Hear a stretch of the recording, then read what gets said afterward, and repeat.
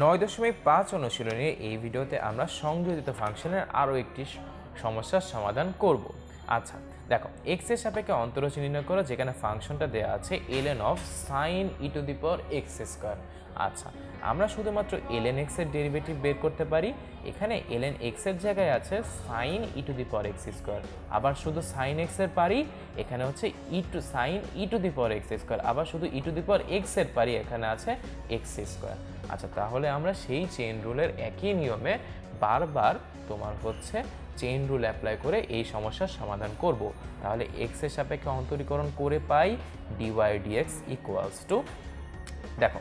ddx of ln sine of e to the power x square. আচ্ছা, তাহলে এখন আমরা মনে মনে sine of e to the power x square total জিনিসটাকে এক্স ধরি, অর্থাৎ ln x এর ডেরিভেটিভ হচ্ছে 1/x, এখানে x হচ্ছে sine of e to the power x square into, আমরা এখন কাকে x ধরেছি, sine of e to the power x স্কোয়ারকে x ধরেছি, তাই ওইটার ডিফারেন্সিয়েশনকে গুণ দিয়ে দিলাম ইন। তাহলে এখন পরবর্তী লাইনে 1 sine of e to the power x square into, এখন আমরা জানি এখন কি করব, এখন হচ্ছে আমরা সাইন এক্স এর ডেরিভেটিভ, এই যে এখন e to the power x square টোটালটাকে আমরা এখন এক্স চিন্তা করি, তাহলে সাইন এক্স এর ডেরিভেটিভ হচ্ছে কজ এক্স, তাহলে কজ অফ এক্স, এক্স মানে হচ্ছে e to the power x square, শেষ। আচ্ছা, তারপর এখন আমরা কাকে এক্স ধরেছি, তার ডিফারেন্সিয়েশন, অর্থাৎ ddx of e to the power x স্কোয়ারের ডিফারেন্সিয়েশন। আচ্ছা, পরবর্তী লাইনের জন্য আমরা ই টু দি পাওয়ার এক্স এর ডেরিভেটিভ পারি, কিন্তু ই টু দি পাওয়ার এক্স স্কোয়ারের ডেরিভেটিভ তো পারি না, তাহলে আমরা এই এক্স স্কোয়ারকে মনে মনে এখন এক্স চিন্তা করব। তাহলে দেখো, আমরা এখানে একটু ছোট করে যদি লিখি কস বাই সাইন, একটা অ্যাঙ্গেলের কস বাই সাইন মানে কি কট, তাহলে cot of e to the power x square লিখে দিলাম। আচ্ছা, তাহলে এখন দেখো e to the power x, e to the power x এর derivative e to the power x নিচেই, অর্থাৎ e to the power x, এখানে এক্স মানে হচ্ছে এক্স স্কোয়ার ইন্টু, এখন আমরা কাকে এক্স ধরেছি তার